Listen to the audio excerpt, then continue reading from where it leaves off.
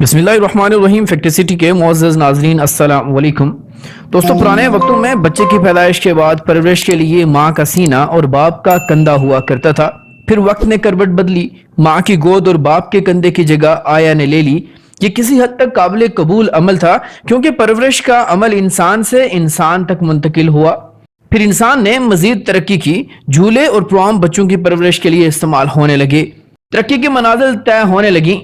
माँ बाप वक्त के हाथों मजबूर हुए, गुजर औकात के लिए मसरूफ अमल होना पड़ा और बात यहाँ तक आ गई कि बच्चों की देखभाल के लिए उनको मशाहिदे में रखने के लिए सिक्योरिटी कैमरों और बेबी मॉनिटर्स का इस्तेमाल होने लगा, ताकि काम पर रहते हुए भी बच्चों को अपने मशाहिदे में रखा जाए और उन्हें किसी भी खतरे से बचाया जा सके।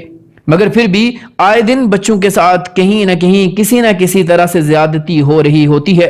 खतरात मंडला ही रहे हैं। ऐसा ही कुछ इस बच्ची के साथ भी हुआ। बच्ची ने वालिदैन को शिकायत की कि रात के पिछले पहर उसके कमरे में कोई आता है और आवाज भी लगाता है। वालिदैन सुनकर परेशान हुए और यह फैसला किया कि बेबी मॉनिटर को चेक किया जाए कि आखिर उनकी बच्ची के साथ क्या हो रहा है। चैन और सिरल अपनी जिंदगी में काफी खुश और मुतमईन थे और आम लोगों की तरह जिंदगी गुजार रहे थे। जैन और सिरल ने अपनी बच्ची पर रात को नजर रखने के लिए बेबी मॉनिटर रखा हुआ था। सब कुछ नॉर्मल चल रहा था। वो 1 मिनट में देख सकते थे कि उनका बच्चा ठीक है या नहीं, मगर इनकी बच्ची ने उन्हें कुछ ऐसा बताया कि वो हैरान परेशान रह गए। उनकी बेटी का नाम इजाबेल था। इसने बताया कि रात को कोई उसके कमरे में आता है और बातें भी करता है। इजाबेल ने जब ये बात जैन और सिरल को बताई तो पहले तो उन्हें लगा कि शायद उसको कोई ऐसा ख्वाब आया हो। इजाबेल ने मजीद कहा कि जो भी रात में आता है वो फोन पर बातें भी करता है।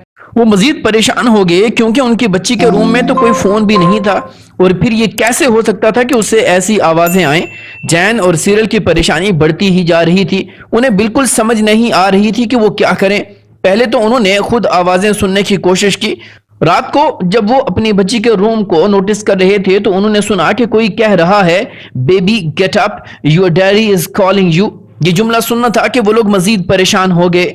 उन्हें नहीं समझ आ रही थी कि ये कौन है और आवाज कहां से आ रही है।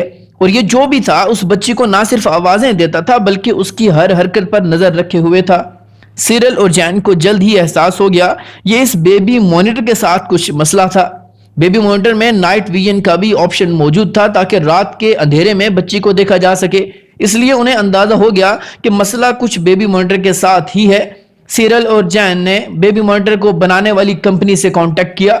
उन्होंने बताया कि बेबी मॉनिटर चूंकि इंटरनेट से कनेक्ट है, इसलिए ये अक्सर हैक भी हो जाया करते हैं और हैकर्स इस डिवाइस को इस्तेमाल करते हुए बच्चों को कांटेक्ट करते हैं और उन्हें अपनी आवाज के जरिए घरों से बाहर ले जाते हैं और फिर किडनैप करने के मुआवजा हासिल करते हैं। ऐसा ही कुछ मामला इस बेबी मॉनिटर के साथ भी था। दोस्तों, जो भी हो, खतरात मौजूद ही रहते हैं और एहतियात ही वाहिद इलाज है। वीडियो पसंद आने की सूरत में लाइक, शेयर और कमेंट करके अपनी आरा से हमें जरूर आगाह कीजिएगा।